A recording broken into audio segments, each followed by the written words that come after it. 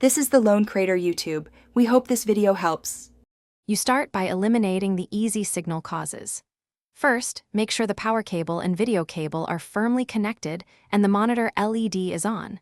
A loose cable mimics power save.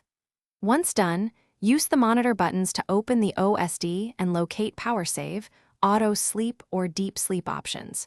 You should change the setting to off or extend the timeout. Also, switch input sources quickly to confirm the monitor detects a live signal before continuing to system settings. Now you address the interface between the monitor and the computer. Update the graphics driver and reboot so edit and handshake errors clear.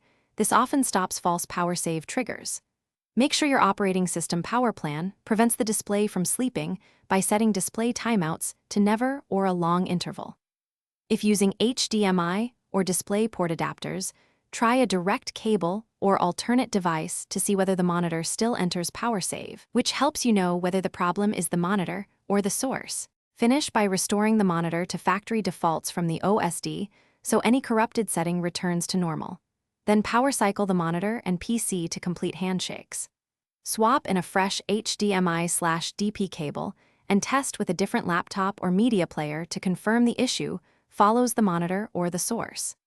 If the unit still enters power save, make sure the GPU or motherboard sleep features are disabled. Troubleshooting tip: if intermittent, test overnight, unplugged for 30 minutes to clear capacitors before retesting. Thanks for watching. Consider subscribing if we helped you.